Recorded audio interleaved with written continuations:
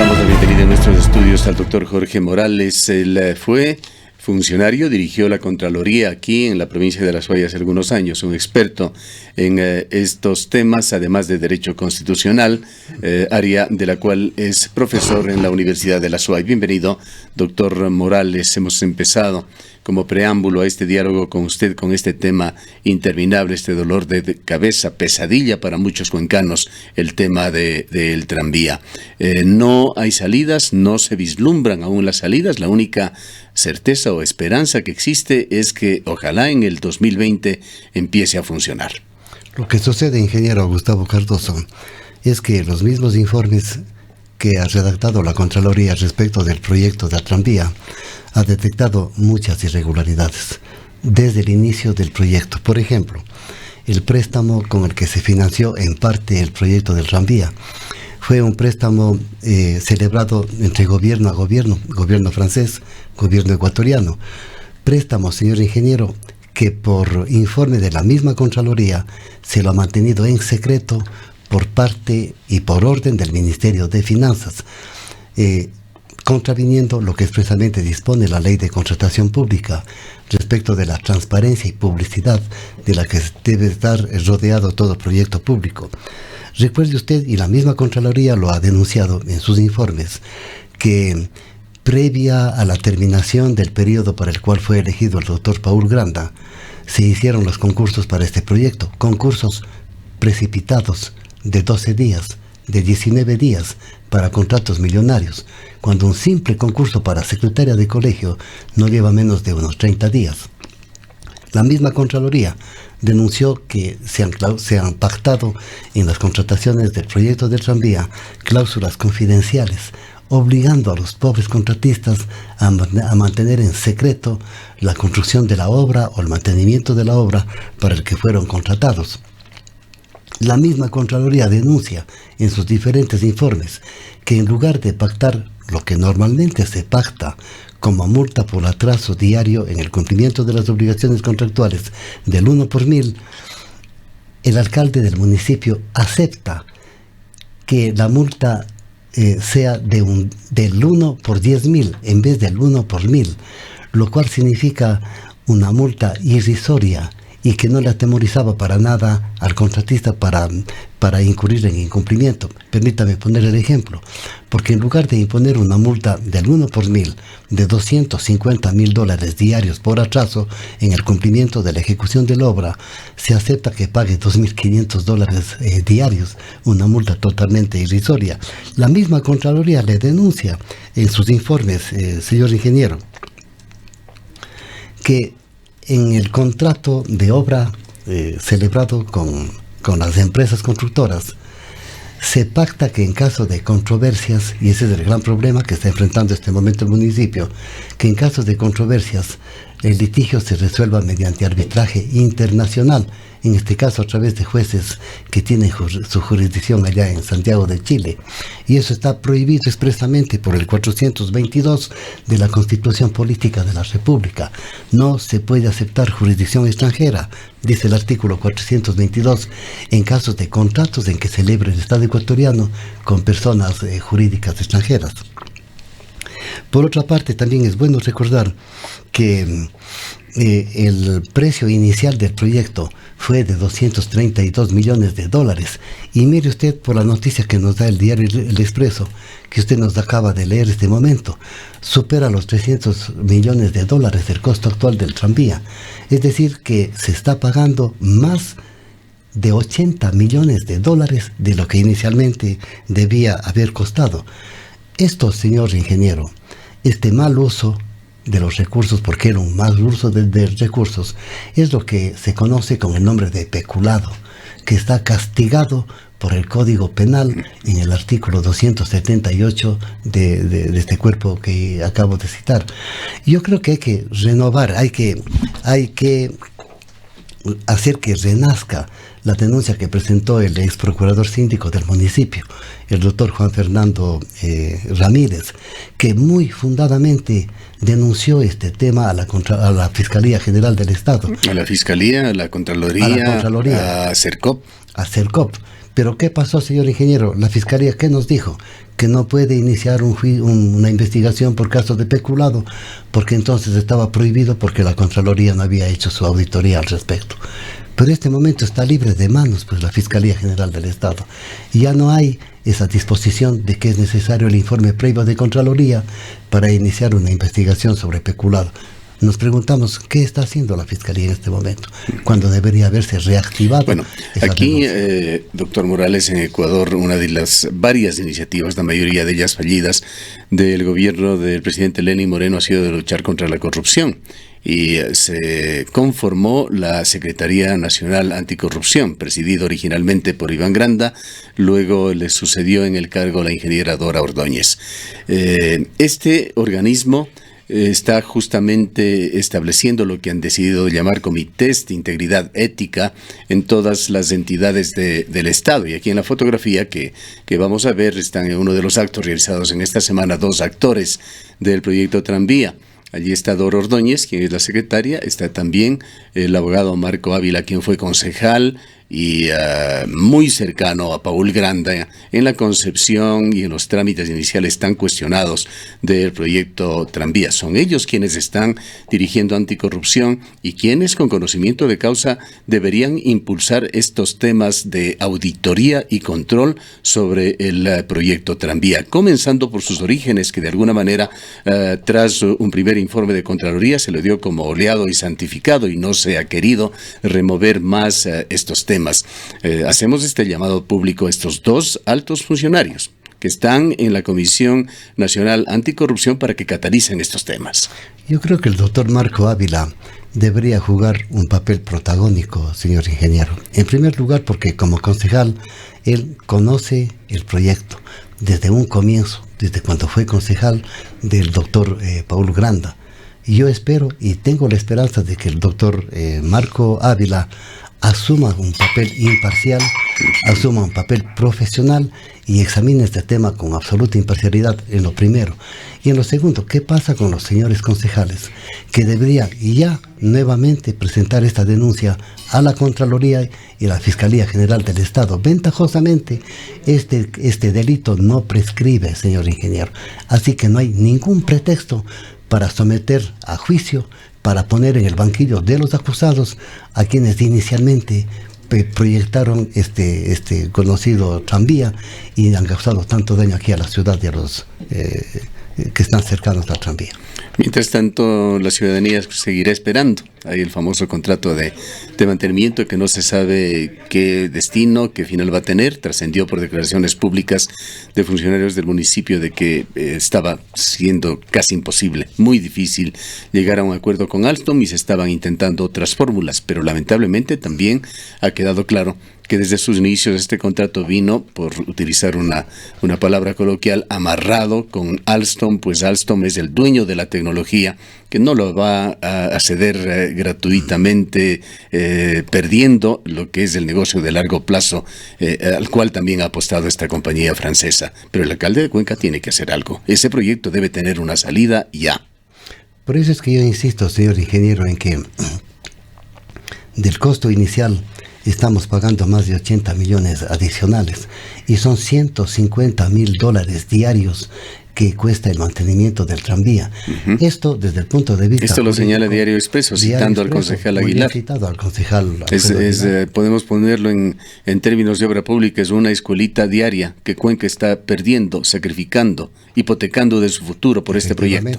Y para que la ciudadanía pudiese comprender mejor, también valdría la pena un ejemplo casero. Si es que yo contrato la construcción de mi casa en $200,000 y salgo pagando al fin de la contratación o de la construcción $80,000 más, mi familia me va a reclamar por el mal uso de recursos. Y ese mal uso de recursos, señor ingeniero, yo insisto, ante la ciudadanía se conoce con el nombre clarito de peculado, castigado por el Código Penal en su artículo 278. El peculado es muy fácil de comprenderlo. Significa utilización arbitraria de recursos, mal uso de los recursos públicos, nada más. Eso no es otra cosa. De suerte que yo no encuentro dificultad en que este momento, realizando una buena investigación, escuchando a los voceros de la ciudad, escuchando a la gente que conoce el problema, porque hay denuncias públicas por todo lado, señor ingeniero. Eduardo Cardoso ha hecho un libro sobre este tema.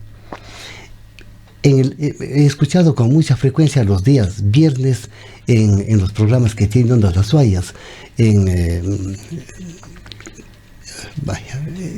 el programa de las 10 de la mañana, Encuentros Urbanos. En el programa Derechos Urbanos. En el programa de Derechos Urbanos. Le he escuchado con mucha frecuencia a César Sea, a Fernando Vega hablar sobre este tema y hablar fundamentadamente, de tal suerte que es un clamor pues de la ciudad, evidentemente, que se toque este tema y que sea tocado por los organismos llamados a investigar, Contraloría General del Estado y Fiscalía General del Estado. Recordemos que hay unos primeros informes de Contraloría que la Contraloría les llama carta gerencia. Parece que no hay ninguna responsabilidad porque nunca se ha conocido ni se ha hecho público los resultados de ese informe. Esperemos que la Contraloría actualmente haga un examen imparcial sobre el tema y sobre el proyecto del tranvía. Hay otro tema, doctor Morales, y ya más allá del tranvía, pero en otra obra que tiene que ver con la ciudad de Cuenca, el proyecto Sopladora, que ha vuelto a salir a flote, ahora motivado por las expectativas que ha puesto el gobierno de Lenín Moreno y el ministro de Finanzas en lo que han llamado la monetización de diversos activos del país. Entre ellos está CNT, están también algunas hidroeléctricas y entre ellas Sopladora. Esto motivó que a nivel de la Asamblea se diga que Sopladora aún tiene problemas, y estos problemas tienen que ver con la entrega-recepción. Es un tema que hemos hecho seguimiento. Denunciábamos hace muy pocos meses todas las intenciones y el esfuerzo que se hacía desde altas esferas políticas para quitar o por lo menos disminuir radicalmente las multas por incumplimiento contra los contratistas chinos. Fernando Villavicencio acabó de publicar en Twitter, me parece que ayer o antes de ayer, vamos a verlo en pantalla para quienes nos siguen en las redes sociales, un tuit en el cual señala que se habría consumado ya un perdón para las empresas chinas. Señala en este tuit que está ya en pantalla: ¿qué pasa con las millonarias glosas en contra de la empresa china Sinohydro? Pronto el país se enterará sobre la feria de glosas de la Contraloría. Los 112 millones perdonados a Carlos Slim de Claro fue solo un botón de muestra. ¿Qué está pasando con la Contraloría General del Estado, doctor Morales, que aparentemente realiza su gestión, emite informes bastante imperfectos, pero los emite, se configuran glosas que luego, de una manera muy poco transparente, diríamos que bastante oscura, son negociadas para reducirlas drásticamente o desaparecerlas? Es la inquietante pregunta que también nos hacemos los ciudadanos de a pie. ¿Qué está pasando con la Contraloría General del Estado? ¿Qué está pasando con el señor Contralor General del Estado, que perdona, pongámoslo así entre comillas, 112 millones de dólares al señor Carlos Slim, el magnate más sobresaliente de la operadora Claro? ¿Qué está pasando con la Contraloría, que cambia drásticamente su opinión respecto del examen que hizo al proyecto hidroeléctrico Sopladora? Es necesario recordarle a la ciudadanía el seguimiento que ha hecho precisamente Ondas Las Guayas sobre este tema. Por ejemplo, ¿qué es lo que se conoce respecto de este tema? Y es bueno que la ciudadanía vuelva a conocerlo. En el borrador del informe, la Contraloría dice lo siguiente: el consorcio Geshuba Fopeca retrasó la entrega-recepción en 381 días, siendo la multa de 256 millones de dólares con el 38%. Claro, y no podían ponerle más multa porque hay un límite que da el contrato. Si no, la multa sería más amplia. El corte de auditoría. Pero ¿y qué ha pasado con esta multa? ¿Qué pasa con esta multa? En el informe definitivo, la Contraloría cambia radicalmente su criterio. Lo bajó a 70 millones. Dice que los días de retraso no son 381 días, sino solamente 111 días. Una leguleyada, un tecnicismo, nada más, pero que significa millones de dólares de perjuicio a los intereses del Estado. y dice que no es la multa de 256 millones, sino solamente, entre comillas, de 74 millones. Esto se trataba de aprobar, lo recordamos, no sé si son 6 o 8 meses, se trataba de acordar y de dejar sentado y firmado ya en una notaría, en otro acto obscuro en la capital de la República. Aparentemente la denuncia oportuna que se hizo en esta radio lo dilató. Pero parece que solamente eso lo dilató, no lo paró en forma definitiva, y estos intentos han seguido con gente del propio Estado ecuatoriano atentando contra los intereses del país. Es realmente increíble. Además tras toda la propaganda que se hace de que se trata de un gobierno, el actual, que combate la corrupción. En forma inaudita, al señor Carlos Slim le perdona 112 millones. Y a este consorcio, este es otro capítulo consorcio le perdona que merece profundizar. Así es, le perdona 181.492.000 dólares. Y otra cosa, señor ingeniero, le salva de que se le termine unilateralmente el contrato. Porque cuando las multas exceden del 35% del monto total del contrato, automáticamente nosotros decimos ipso iure, debe terminar el contrato. Del Contralor Celi se dicen realmente muchas cosas, no podemos repetirlas porque realmente habría que sustentarlas, pero hay muchas dudas sobre este funcionario que además está enquistado allí en la Contraloría. Se inventó la figura, y este es uno de los graves errores que se cometió en la administración del Consejo de Participación Ciudadana y Control Social por parte de Julio César Trujillo, el de dar apertura a esta iniciativa para cambiar a la Contraloría en un tribunal de cuentas. En un tribunal de cuentas, tema que ha puesto en el limbo a la Contraloría, dilatando en forma indefinida la presencia de este cuestionado funcionario Celi como Contralor General del Estado. Fíjese usted, señor ingeniero, que no es necesario ya incendiarle o ponerle llamas a la Contraloría. Basta un Contralor como el que tenemos para que se desvanezcan este tipo de glosas. ¿Qué es lo que acaba de hacer? Por denuncia hecha también por Fernando Villavicencio en su periodismo de investigación el 19 de noviembre, relacionado con los 112 millones que también le perdonó el señor Contralor. ¿Qué es lo que tenemos sobre esto de perdón a una de las empresas más poderosas del mundo, del señor Slim? Fernando Villavicencio, porque hay que dar la fuente para que la gente nos crea, cita el examen especial realizado por la Contraloría, examen especial signado así, DNA número 40037-2018. Es un examen especial que hizo la Contraloría a este tema. Durante el examen especial, ¿qué es lo que encuentra el técnico investigador? Que hay un posible perjuicio ocasionado por la operadora Claro, cuyo magnate es el señor Carlos Slim. Y fíjese usted que este periodista, muy bien fundamentado, ¿qué es lo que nos informa?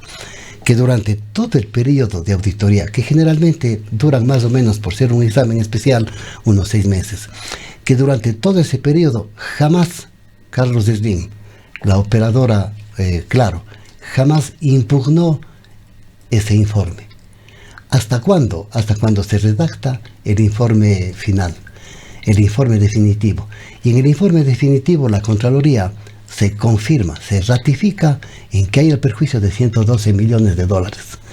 Y allí le manda un oficio al señor Carlos Slim o a la operadora Claro, indicándole que se trata de una presunción de glosa de un posible perjuicio de 112 millones de dólares que él tiene que desvanecer.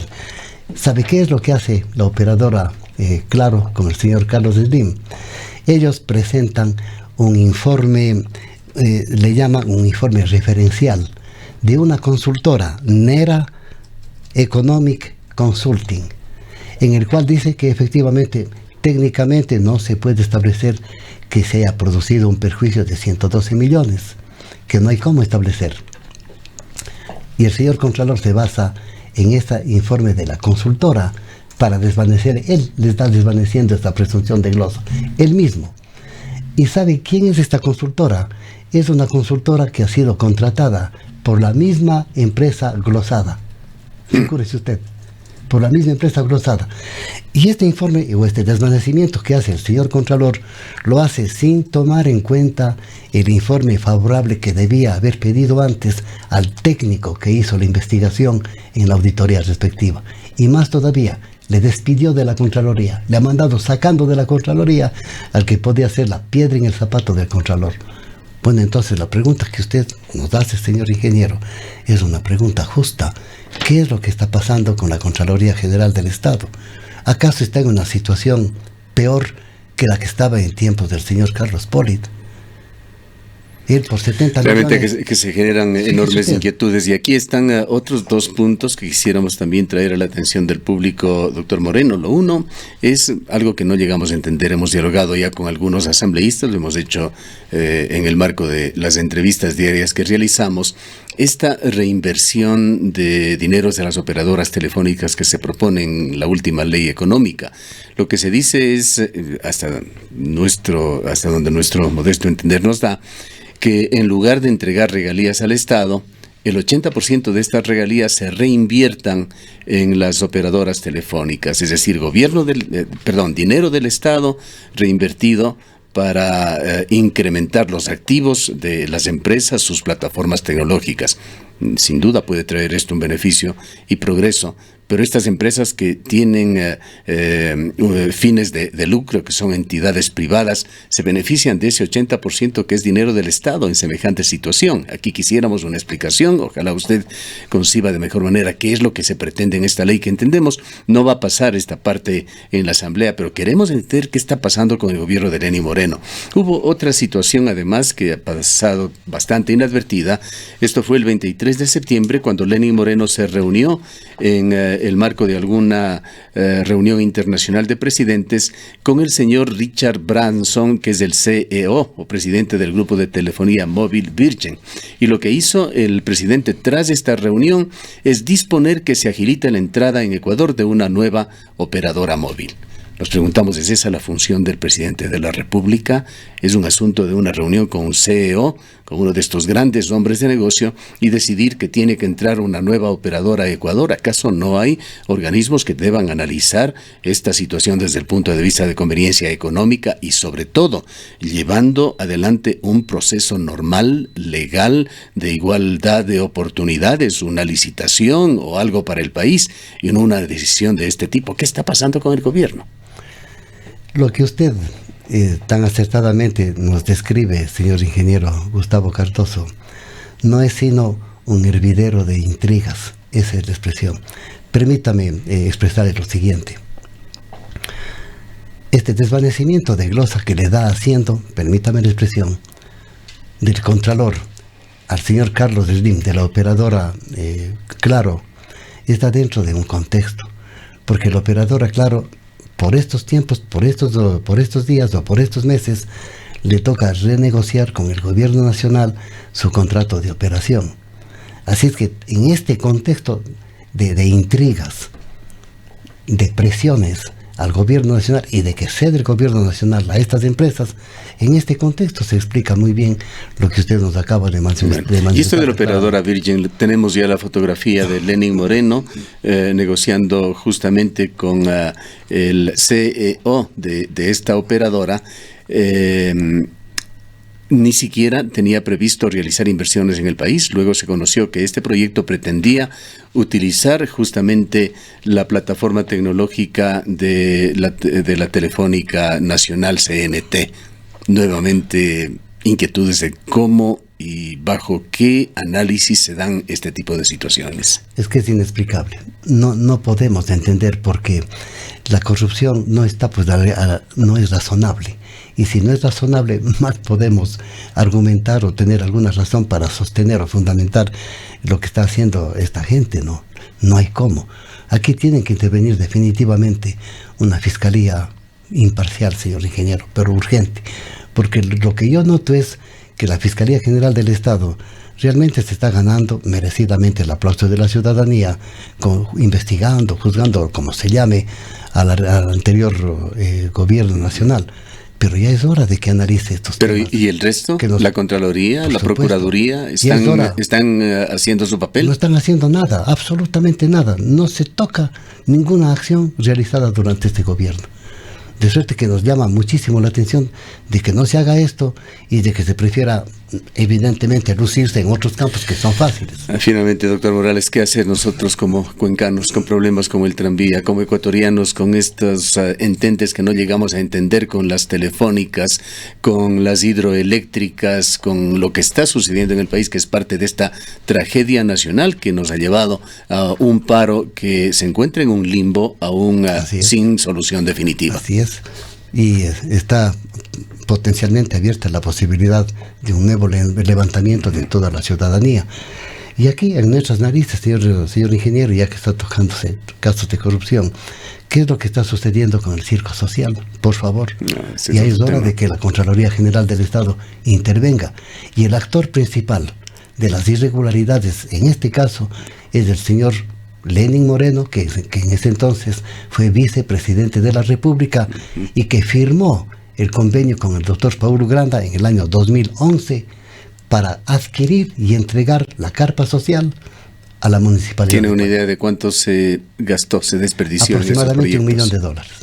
Desperdiciados. Aquí en la ciudad de Cuenca, que es un proyecto que tuvo réplicas en varias otras ciudades del país. En cuatro ciudades, en Quito, en Guayaquil y en Loja, me parece. Y en Napo, que es de donde procede el señor presidente. $4 millones es el cálculo del gasto de las 4 carpas. Y que es además nada más que la punta de ese otro iceberg. Que nada más que la punta de ese. ¿Qué pasó con esas carpas sociales? El mismo municipio beneficiario detectó las deficiencias en la soldadura por mano de obra, faltan la exactitud en los pernos, algunas columnas se está rasgando la carpa. En ese tiempo, este dato está ya deshuesado. Sí, era un monumento a la desidia que quedaba en este parque que fue reformado en la administración municipal anterior. Si usted lo tiene en la fotografía, sí. Esto es lo que se veía allí, este monumento a la desidia que por fin ha sido derruido por lo menos, pero jamás se han establecido responsabilidades, como usted bien lo trae, doctor Morales. Jamás. Y eso se llama peculado, mal uso de los recursos públicos en la contratación. Y después nos preguntamos por qué en las encuestas los ecuatorianos vemos con tanto pesimismo el presente y el futuro. Usted tiene razón. Gracias por su presencia, doctor Morales. El doctor Jorge Morales es experto en Derecho Constitucional, catedrático universitario.